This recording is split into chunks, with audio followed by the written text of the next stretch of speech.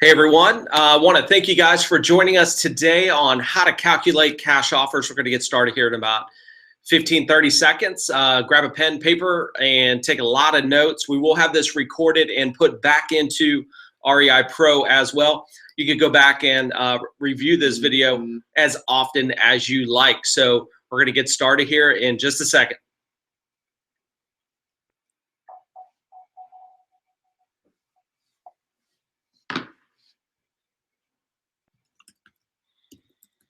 All right, well, I want to first thank everyone, not only to take the time out of your day on this Friday.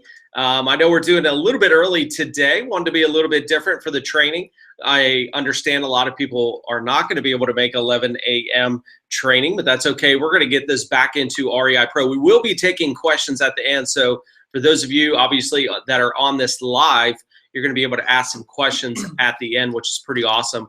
My name is Chris Goff, and I'm one of the co-founders of REIPro. I also have along with me today the other co-founder of REIPro, Mr. Bo Manry. Yeah, welcome everybody. First let me say thank you to all of our REIPro subscribers. It's you guys giving all the feedback that's making this an awesome system just for everybody. Today's webinar on the all cash offer is going to be really good. You really need to know how to make these offers correctly in order to buy the properties right. So it's going to be exciting webinar, so take a lot of notes. Yeah, and just in general, Bo, making cash offers actually is for multiple things that we do in the business. One of the strategies that we really need to understand is wholesaling, and that's kind of the bread and butter. That's where everybody starts, generally speaking, in real estate. You're going to have to understand how to make a cash offer. If you're retailing, or what we call fix and flip, you're going to have to understand how to make an all cash offer. If you're working with, say, short sales, you're going to have to know how to make an all cash offer. If you are buying property at auction, you have to know how to make an all cash offer. If you're buying a bank-owned property, you're going to have to make an all cash offer. And I just want to make it clear, what we mean by making an all cash offer is not necessarily you taking dollar bills out of your pocket and saying, here you go. We're just simply saying we are going to pay the seller in one lump sum, regardless of where that cash comes from, either your cash personally out of your account, or if you get a loan, hard money lender or private investor to fund the deal. We're just simply saying that we are paying the seller in one lump sum. So just want to make that clear, especially those that may be just getting started in real estate. And when you say all cash and people say, well, I don't have any cash. That's what we mean. Now, it doesn't have to be your cash. That's the good part about it. So one of the first things that I always like to do, Bo, in I think every live event that I do, it's really understanding the 2 or 3 different ways on how we can actually acquire real estate. And forget about strategy for a second, because you really need to understand this first part that I'm going to go through in order to understand, are we even making the appropriate offer to the seller? Is this even the right way to make offers to the seller? And there's a lot of properties out there that, I think investors look at and say, hey, I know they're not going to take a low cash offer. Well, that just tells me that you just got to change the strategy, because we have strategies that can pay up to full price. It's just we have to buy those on what we call terms. Today, we're just going to be talking about making those cash offers. So if you're wholesaling, if you're retailing, if you're working with short sales, auctions, or bank-owned properties, you're going to have to understand this particular formula.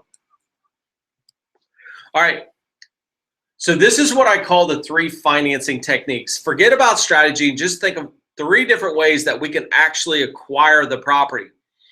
Anytime you pay cash, you need to get it at a discount. Otherwise, you pay full price with money, cash, and it would take you years to actually get a return on that investment. Now, people would say, hey, Bo, I could just pay full price with my own cash and then rent it out for 20 years. And that's just not a very profitable business to be in. The other way we could buy it is what we call terms. And that's how much down, how much a month, and how long can I do it for? Almost everybody on the planet buys things already on terms. Think about this for a second. Think about the house that you live in. If you went to Bank of America or Wells Fargo, you had to get financing. You basically bought it on terms. You put a down payment down, you make monthly payments, you're paying interest on the property, and you're going to do that until you either pay it off or you sell it. So think about a car. How many people actually pay cash for a car? No, you get financing, and that's what we call terms. So the majority of the ways that we actually buy things is on terms. Okay. And then the best of both worlds is actually getting a discount with cash, meaning getting that sales price low and then buying it on terms. So it's very important to understand these three financing techniques, because ultimately these three techniques are going to tell you what strategy to actually use. And again, a lot of this is determined by the seller motivation, what the situation is with the seller, what they're willing to do with you. And that's where you come in and educate people. You educate them that you can do it this way, or that way. But I want to give you a little test, and I like to do this in my live events, and it's probably comes out a little bit better when we do it live. But I wanted to share this with you because I want your brain to start thinking, is this house a potential cash discount or terms, or could it be both? You know, Chris, I really like it when you do this in the live events, because I'm kind of shocked at people who are a little bit confused at what you're going to talk about right here. And this is really the key. You got to understand how to approach it this way. That's what I say.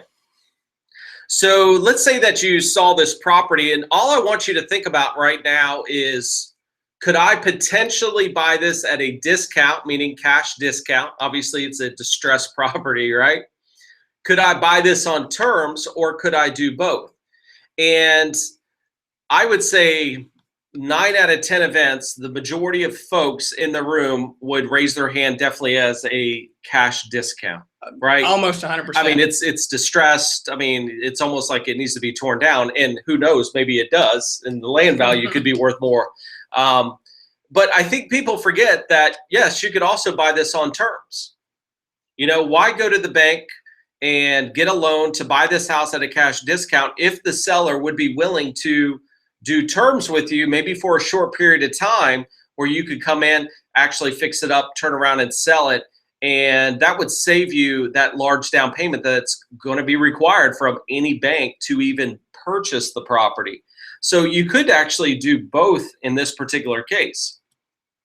And then we have a house that's boarded up here. Not sure the inside could be in good condition or not. All I want you to think about, I want to keep it very basic here.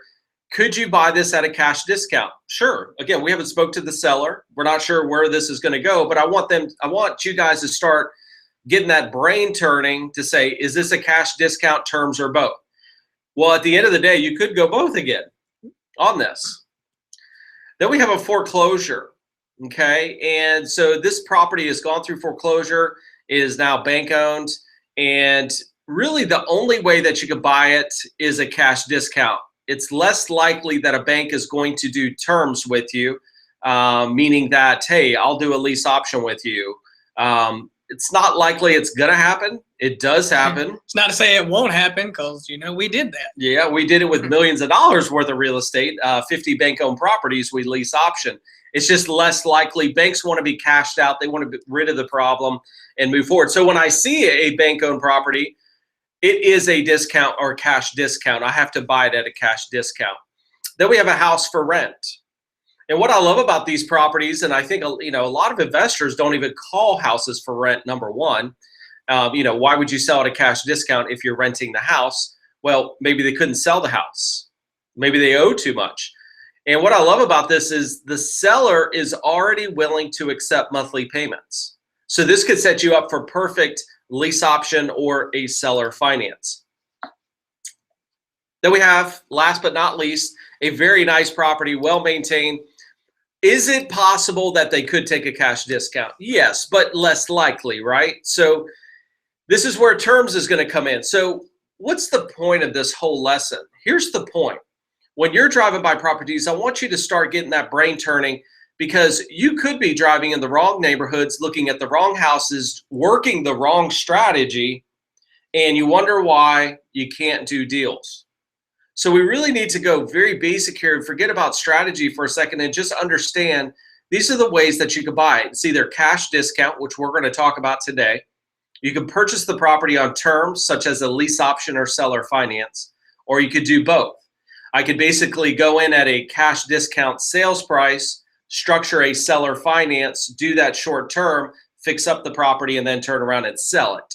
Now, that would ultimately be the best way of doing it because it would relieve you of putting down a large chunk of money to a bank or an investor that's going to require that big down payment, where I could structure the numbers better with the owner. All right, so step 4 is in the software of REIPro. This is where we're going to make those offers. And again, I'm a firm believer that you should always make multiple offers. Today, we're only going to be talking about a cash offer. Okay, so this is one of those offers you're going to make. And the very first thing we have to determine is what the value is of the property. We can do this in a lot of different ways, such as getting an appraisal. Now, although this would be very expensive to do every single time, because keep in mind, you haven't even made the offer yet. So you don't want to dish out a bunch of money just getting appraisal, but ultimately that would be the best way. Number 2 is what we call comparable or comps. We can get this through the MLS. We could use REIPro to do this. And this is going to be the best place for all of you. Okay, as we move down, current listings, not reliable, but sometimes you might be in that rural area where maybe there aren't a lot of comps.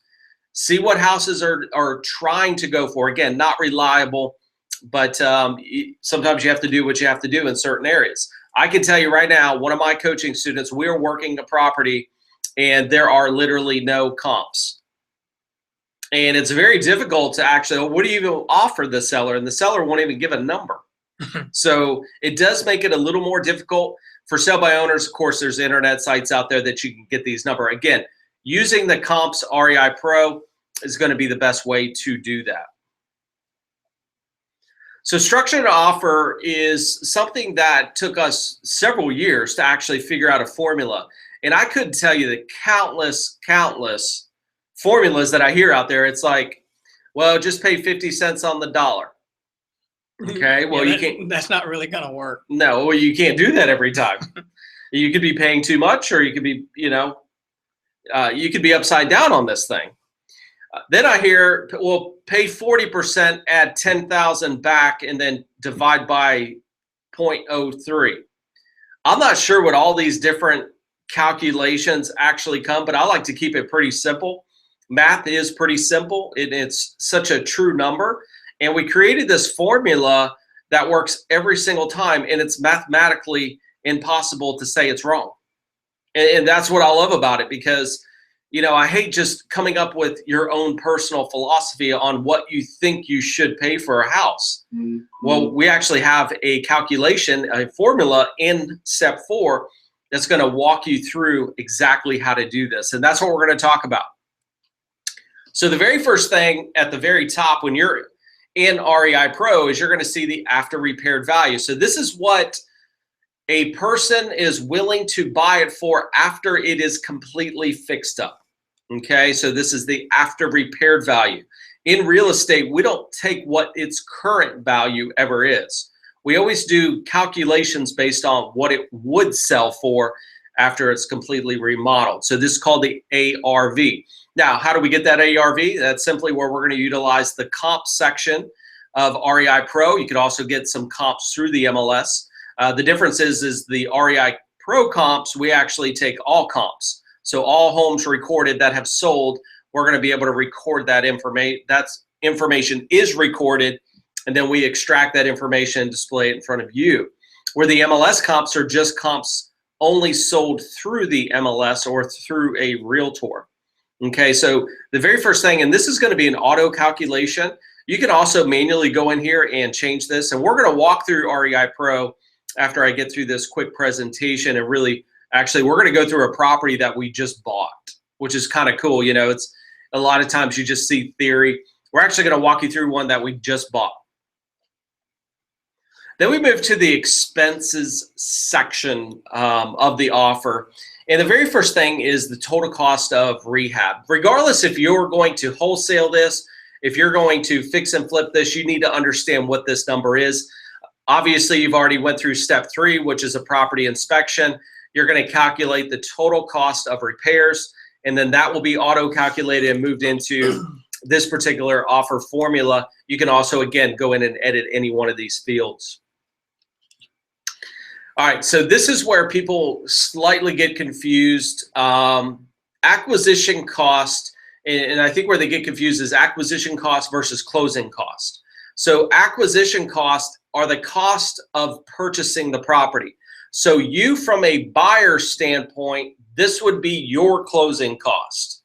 Okay, and there's a lot of things, you know, the title exam, title insurance, document prep, and so on. Now, again, this particular fee is going to vary across the United States. You know, I was telling Bo in Texas, you know, we'd buy a property, $100,000 property, and our closing costs would be $2,000.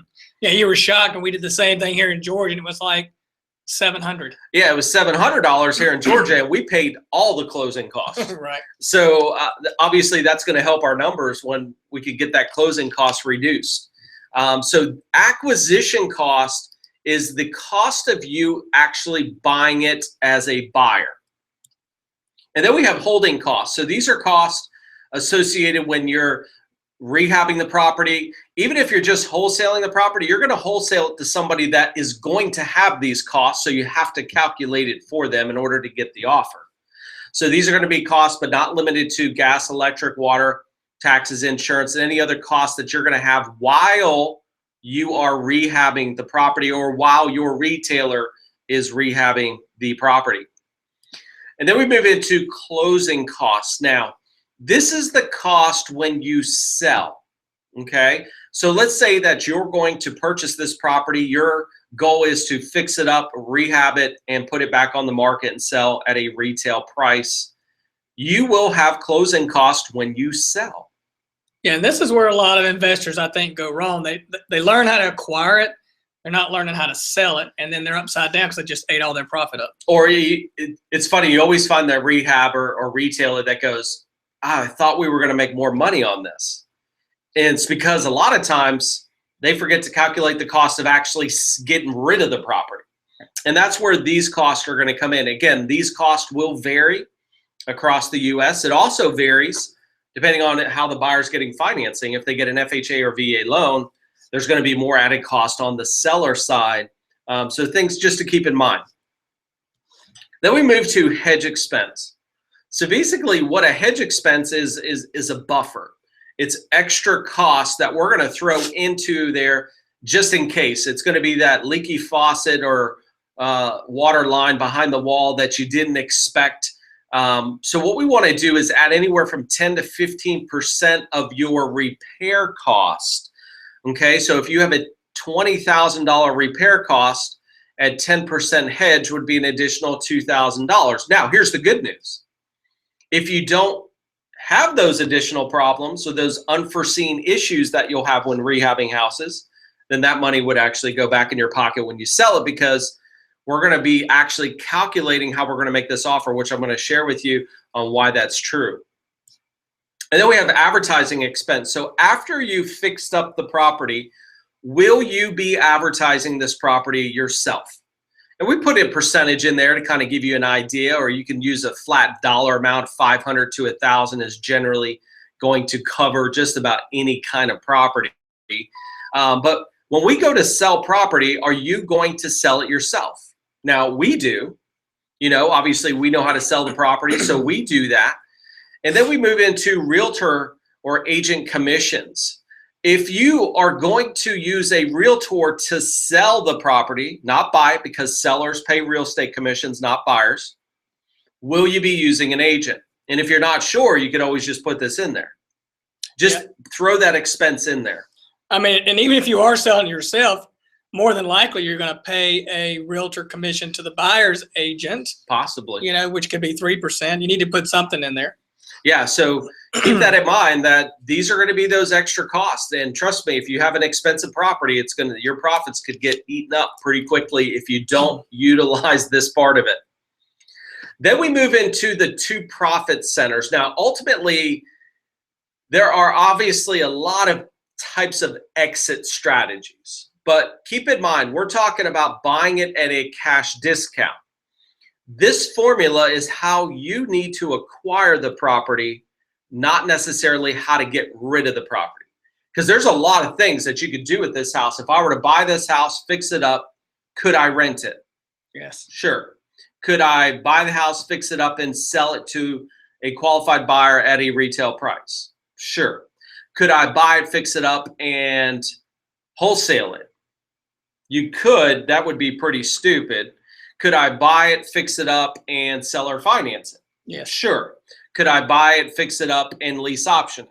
Yes. Sure. So those are your exit strategies, but you got to get the deal first. So we have to understand, how do we make an offer to even acquire the property?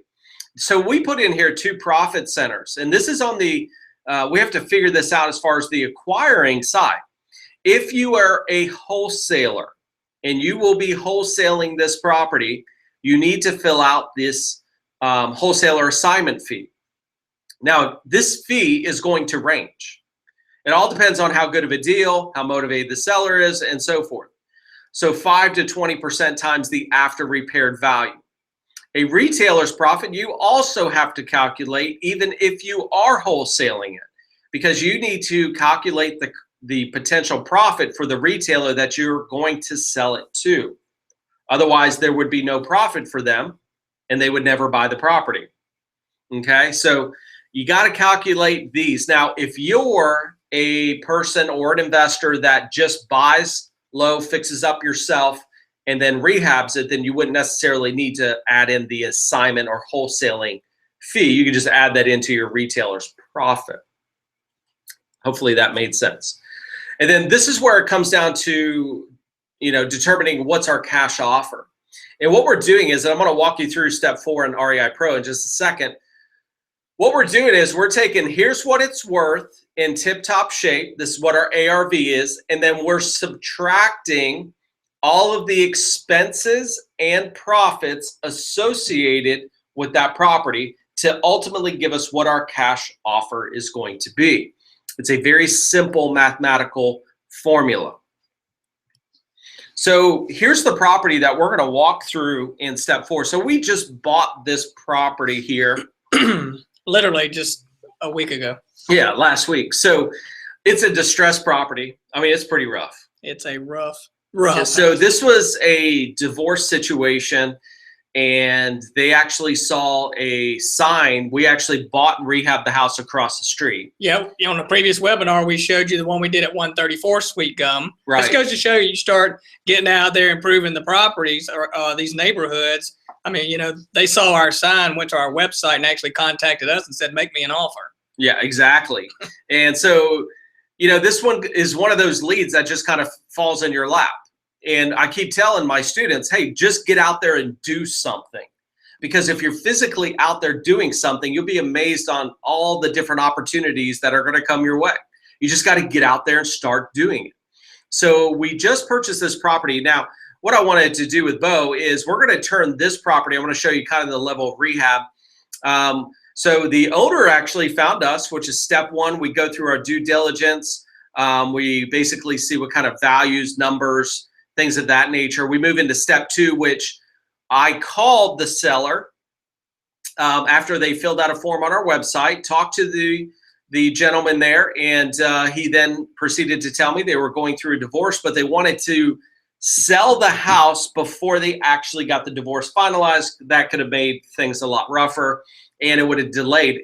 Here's the second problem they had. They had no money to move. So they literally had to sell the property in order to just move. So then I scheduled a time to visit the property, do a property inspection. Again, this is where we're going to build a relationship. I'm going to move into step 3 of REIPro, our workflow. I did a property inspection, and then I calculated the cost of rehab at this point. But one of the things that we just threw in here is I wanted to share with you, what would this house actually look like? Because you have to have a vision, right? Right. Especially if you're rehabbing houses. The wholesaler, it really doesn't matter because you're not ultimately going to fix it up. You're just passing this deal on to someone else. But if you're a rehabber, you need to have vision. You need to visualize, what could this house look like? So this is what our vision is for this particular property. And I know that looks dramatically different, you know, and it will be because we're improving these neighborhoods this way. Exactly. So our total rehab budget on this is $85,000. Okay, so now that I've done that, this is where I need to jump into REIPro and actually show you how to calculate this offer using step 4. Now, those of you, I think, you know, there's going to be a lot of new people who have no idea what in the world we're talking about here. REIPro is our complete, you know, CRM, workflow, lead generation, direct mail system that you can test out for 30 days. And I can tell you it's going to be your new MVP employee after all said and done. Especially because most people, here's the thing, most people do not understand the workflow. Every single one of my coaching students said, I have no idea how would I even have done this business without understanding that one principle. Well, I mean, it really gives you a roadmap from finding the deal to making the right offers, inspections, all the way to closing the deal. What to say to the seller, how to calculate the offers, all that good stuff. So those are for the people that have no idea what I'm talking about. I'm going to go ahead and switch over real quick, jump into REIPro, show you this, this property, and actually go through an all cash offer. All right, so as we get into our dashboard here, I'm going to either go to my properties. You can also go to the search column here. And then as you're going to see, here's the property 127 Sweet Gum. So we start with the workflow step 1. We've already went to step 2. We did a property inspection in step 3. We're now moving into step 4, which is actually making the offers. So that formula that I just shared with you is right here, which would be under cash offer. You can also do a lease option offer. You can do a seller finance offer, and then comparable sales here. So we need to figure out what our ARV is. And I'm not going to go into detail on this. We already have a training video just on pulling comps, which is in your education center, that you can go back and review that. So here's the properties or the comps that we have. Here's the house that we just did across the street, 134 Sweet Gum. So I know that's going to be a good comp. I'm just going to go ahead and select. I like to select at least 4 comps here, but I know that ultimately these 2 right here are going to be pretty accurate. I'm going to just go with 3 in this particular case. I'm going to hit calculate ARV. It's going to give me an ARV right here. You can always print this comp report out as well, and so forth. So the comp is telling me that this house should sell for in tip-top shape based on what other homes have sold for at 252. Okay, you obviously want to make a note that how do I know that 137 Sweet Gum was actually in tip-top shape? Again, you could go to Google, research that. There's usually pictures out there. I know 134 Sweet Gum was in tip-top shape because that was our property. Okay, so I'm going to go back up here. Now, once you calculate that, once you hit cash offer, that ARV number is actually going to carry over into here. Now, you could go in and edit any one of these fields. Okay, so it's not set in stone, but again, that's what our ARV would be. Now, repair expense is from step 3. This would carry over once you fill out the form. I know that our repair budget is $85,000. Okay, let me make a note here real quick, because if you guys ever get stuck on what this means, there's a little instruction box under each step. If you just hit that plus sign, you'll see exactly how to fill this out. Plus, we have training videos in here too, but sometimes you don't see that little instruction area, and just wanted to point that out.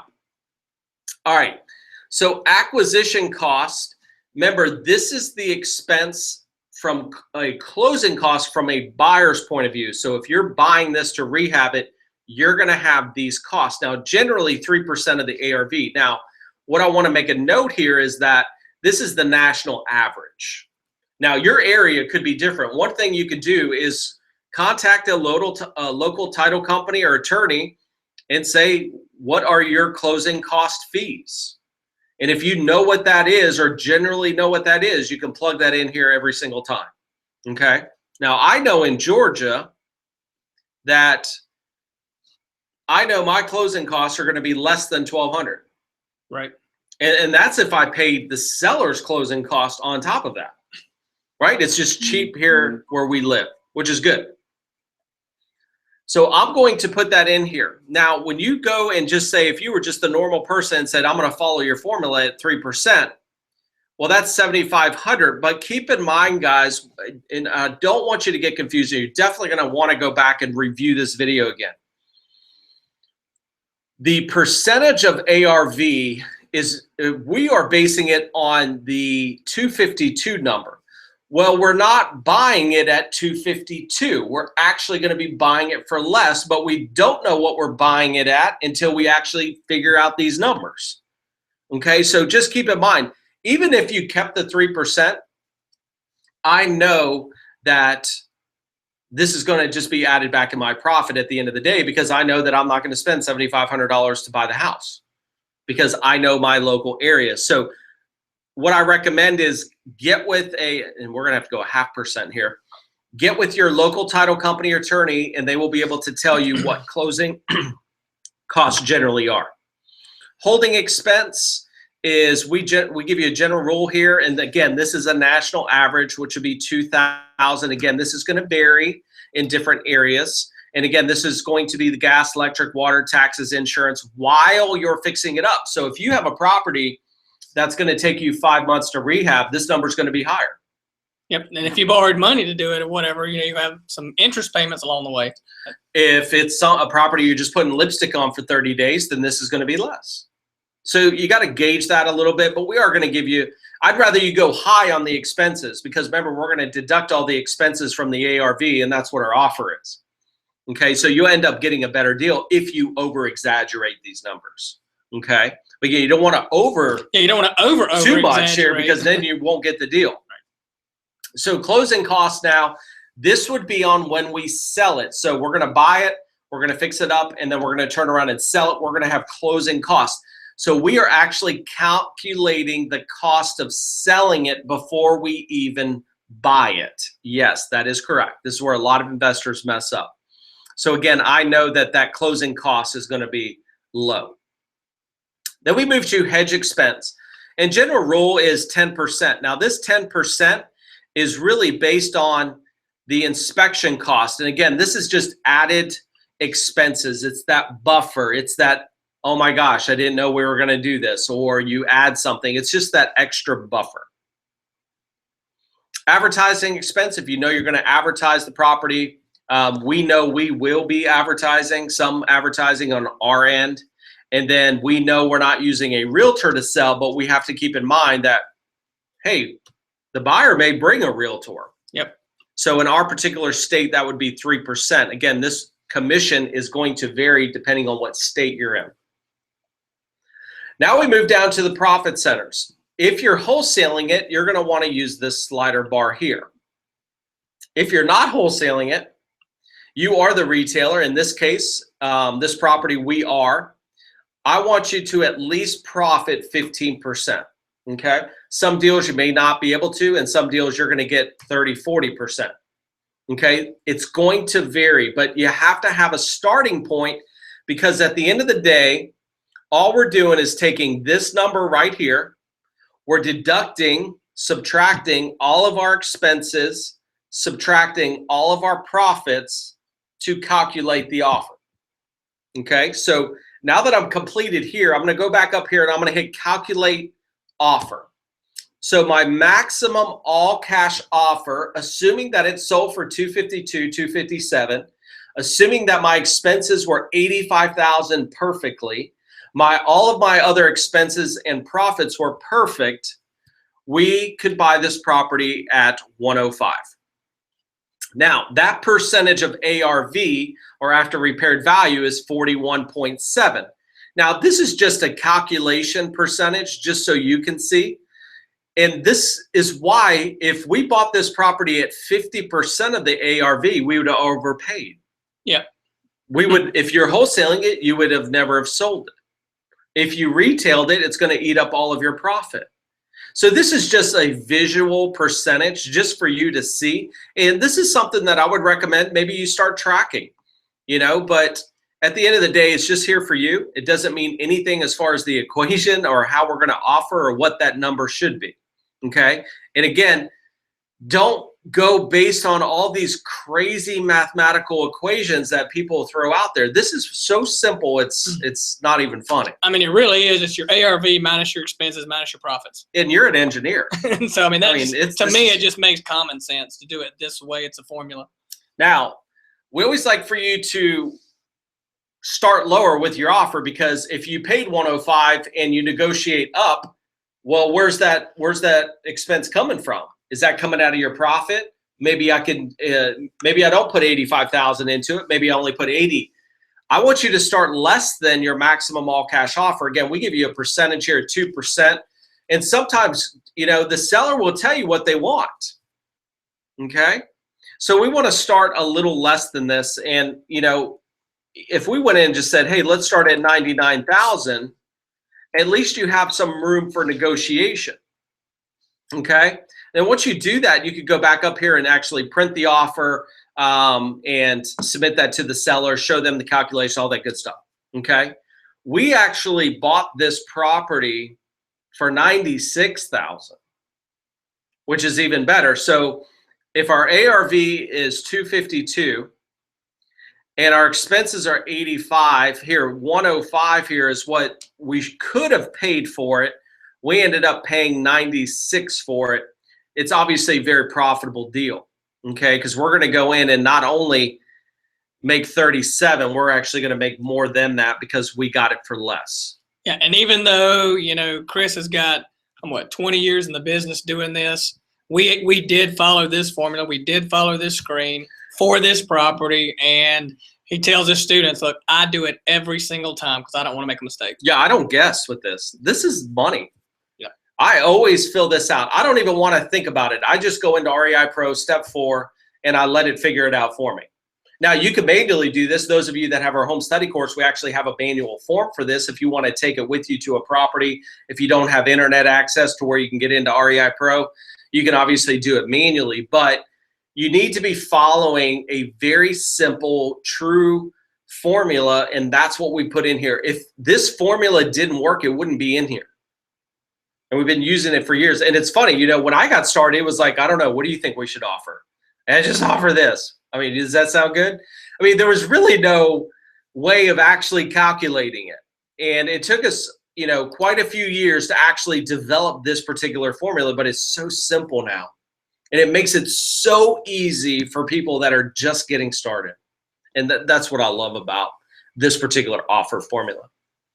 Now, again, you could make multiple offers from here by just clicking on the lease option or seller finance tab. Again, you could go back and adjust your comparable sales, re-update that ARV, and really, I want you to really start going through this, because this is where I think a lot of people stop in real estate.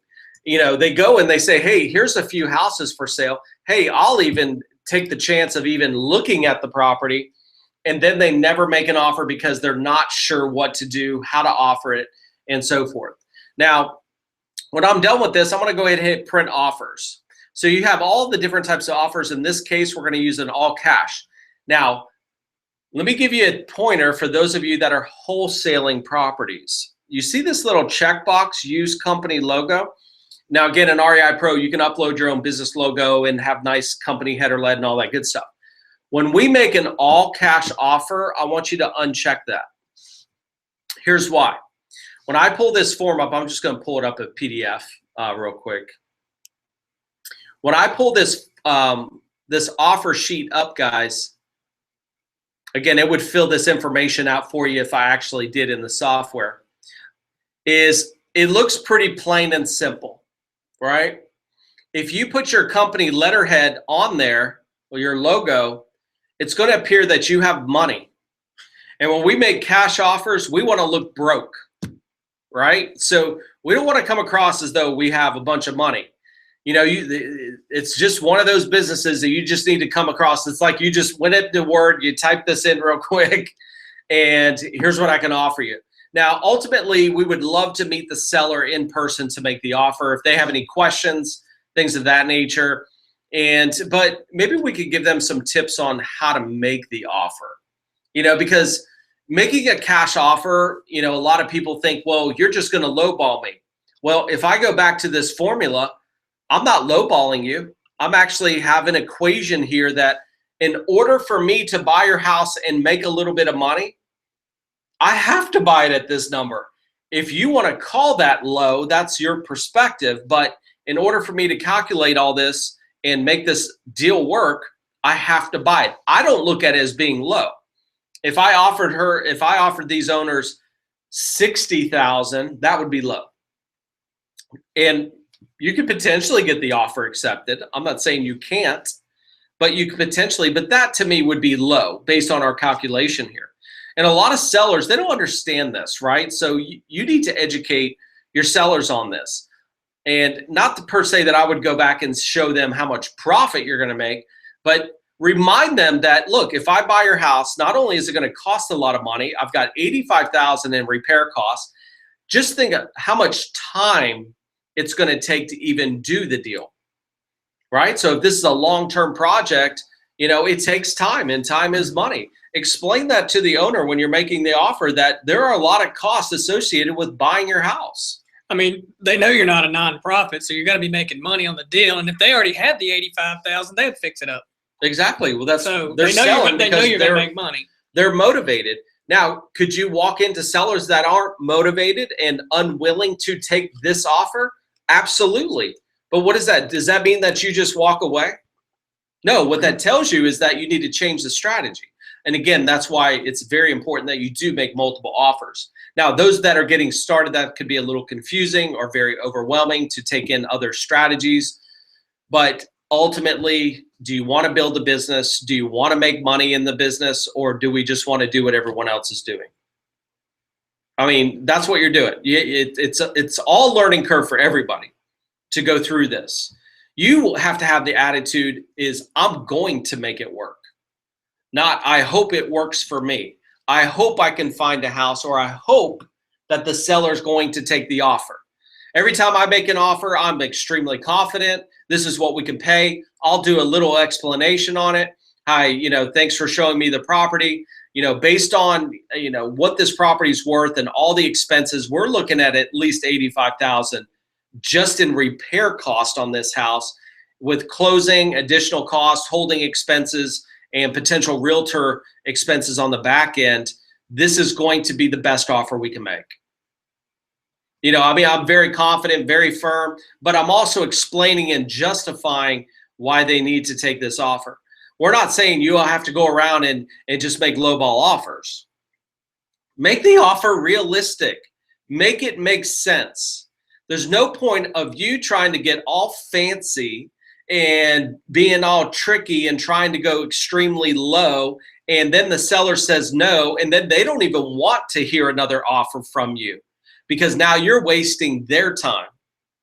Go in, be realistic, and do the right thing from the beginning. Remember, this business is about helping others. That's what it really comes down to.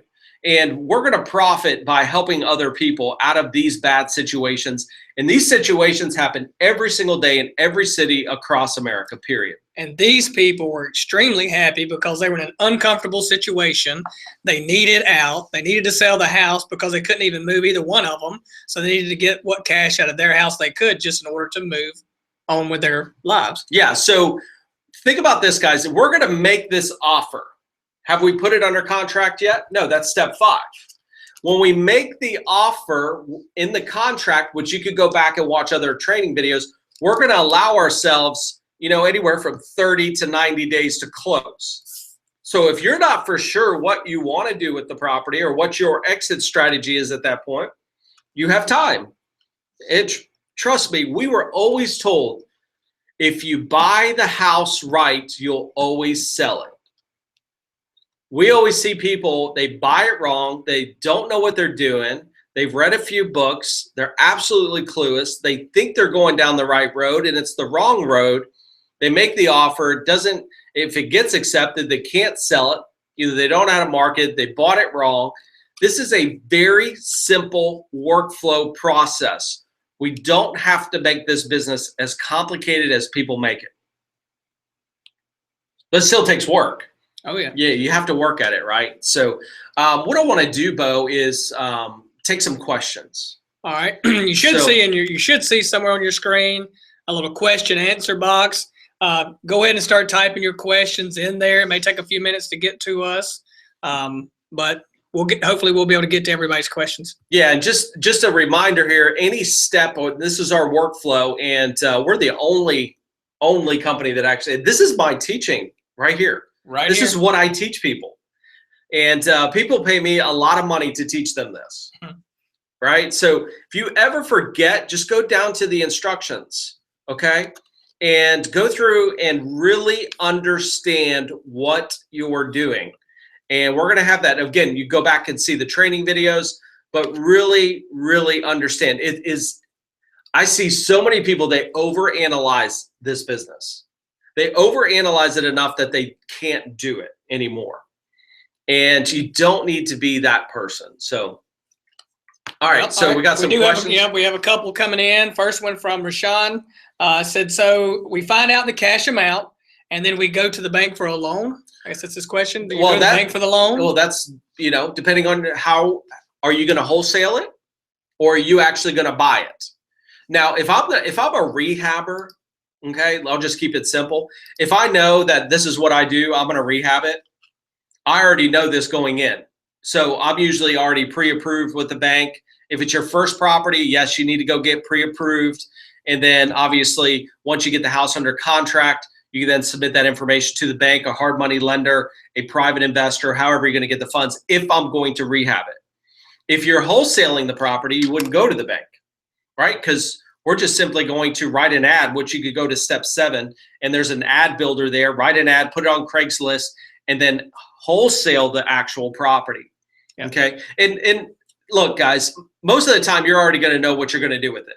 You already know if you are in a position to finance or get financing to buy the house and rehab it yourself. You know this going into it. You know that, hey, I'm going to wholesale this particular property. You kind of know what you're going to do with it. Now, but as we say, you could rent it. You could, obviously, that's where we go back and do our due diligence in step 1, find out rental values, things of that nature, and really understand, is this going to be a profitable deal? This formula is the only way that you can buy the house. I don't care what you do with it, but you have to acquire it this way when you are making all cash offers, or meaning that the seller is going to receive one lump sum at closing. All right, next question coming in from Carlos. On your offer calculations, could you please do a cash offer as if you were going to wholesale it? Yeah. As an example. Mm-hmm. So let's say that we were going to. Yeah, let's just turn this into a wholesale deal. Now, if I wholesale this, I generally don't put realtor commissions because, again, if you work with investors, you'll know if they use them or not, and so you're going to have an idea. If you're just getting started and you're not for sure who you're even selling it to at this point, make sure you do fill in all of these numbers. Again, I could probably take the advertising down to about $100 because all I'm really doing is advertising on Craigslist, which really doesn't cost you anything. If you want to get a sign or something like that, I'm thinking potential lockbox if the house is vacant, you're going to have some cost in advertising there. So if we go and we do, let's just start with a number, say 3%. If I go back up here and hit calculate offer, I know my offer no more than it has to be 98, okay? And what that means is if we put this house under contract for 98, I know that I can assign my contract to this retailer for $7,500. Right. Okay, now why would the retailer want to pay you $7,500? Well, it's because they don't have time to go find the deals. That's what you do. You know, there's a lot of doctors, lawyers, accountants, people that have money don't even know what to do with the money. They just know they want to buy real estate. They don't know how to go find the deal. They don't know how to go find this particular deal. And that's where wholesalers come into play. Every business has a wholesaler and a retailer. And you've already calculated their profits, their expenses. It's a good deal. So even with them paying the $7,500, they're still going to make $30,000, $40,000 on this deal. Yeah, and keep in mind, your max is 98. You would start less than that. Yep, and we got it for 96,000. So we could wholesale this off to another investor who's going to actually do the rehab and retail it off, and we could make $7,000, $7,500 and close this whole transaction up in a week. Yeah, and just for maybe a beginner standpoint, Bo, let's say that they put 6% in here. Okay. They go to calculate offer, and your max offer is 90, but the seller comes back and says, I can't take any less than 96. Okay. Do we take the profit out of our retailer, or do we take it out of our wholesaling fee? We would just back this down. Mm-hmm. Okay, that's what we would do. To make the deal work, we're going to back that down. Obviously, I want the deal to work. You were trying to make $15,000, but in order to make the deal work, you had to take a little less to make it work. Yeah, and if they accepted that offer, guess what? Even better. Yeah, even better. But keep in mind, if I make 15 grand on my wholesaler's fee, I'm probably not going to do what's called an assignment of contract. I'm going to do what's called a double close, because I don't want my retailer to see that I'm making 15. Yeah. It's just a perception thing here. The retailer's going, well, heck, why am I paying you 15? I'm only making 37 and I'm buying it. I have the responsibility. I have the risk. I have the cost. I have all this money invested, and you're making about half the profit I'm making. It's more of a perception thing, and that's why I'd move to a double close, which is a totally different conversation. But adjust this wholesaling fee to make it work. Start somewhere and make it work. That's your profit right there. That's what you're going to make. When you are wholesaling the property, if you are a wholesaler, this would be your profit. Right. That is correct. And I think we had a similar question from Jeffrey. He was just basically saying, what would your sale price be if you were wholesaling the deal in this example? I think we just answered that for you, Jeffrey. If not, retype in and clarify the question, please. Yeah, so let me just keep 3% here, Bo, at 70. We'll just say, let's just round it off to keep it simple. 7,500. Okay. Okay. And then what I'm going to do is go calculate this offer. And then let's say that we started at 96,000. Okay. Mm-hmm. Let's assume they accepted it for 96. Okay. In order to get what the new price is going to be for the retailer, because you need to let them know, all you're simply doing is adding what you have it under contract for and your 7,500, which I mess up there. So 96 plus 7,500, that would be your starting point. Oh, I see what you're saying. Yeah. For the new sales price for the retailer as you're advertising it. Yeah. Now, in that particular case, you want to start a little bit higher, right? So 96 and 7,500 is what? 1,065, somewhere around there, right? You don't want to start at 1,065, because if your investor that you're selling it to is negotiating with you, he's going to want to come down. He's going to want to come down, right? So start a little bit higher, which ultimately would give you more of an assignment fee, but that leaves you room to negotiate. Yeah. Okay, so that should I think that's what he was. Okay. Next question from Ronald. Will you upload contracts for REIPro users to use? We are in the process, yes, of uploading. In this particular case, any cash offer, we're going to use a simple purchase and sale agreement. But the thing is that you need to have some contingencies and stuff in this particular agreement, especially if you're wholesaling it. So we are in the process of uploading that information. We're going to be putting that in a forms section where you can be able to, if you're wholesaling it or retailing it, you're going to be able to download this contract. But here's the thing. We can't put every single contract in here because all the states, they play by different rules, So, but the purchase and sale agreement is going to be pretty standard throughout all the states. So that one I don't have a problem with. I just know people are going to say, well, can you put the lease option contract? Could you put the wraparound agreement, blah, blah, blah. Those are going to change state by state. So, but for wholesaling, rehabbing, and general contracts, yes, we are not only are we going to be putting that information up in REIPro, we're going to be putting a lot of other forms and tools and charts for you guys from an educational standpoint and to use in your business to help market your business and so forth. So we've got a whole big library of free forms that are going to be uploaded into REIPro here in the very near future. So we are working on that as we speak. All right, next question coming from Alex. When calculating the offer price, do you subtract both profit centers no matter which path you're taking? In other words, wholesaling or retailing? Well, if I know that I'm a rehabber, I'm not going to put in the wholesaling fee. Now, could I increase this number from a retailer? Sure. Okay. If you're wholesaling the property, yes, you have to put in your fee as well as a retailer's fee.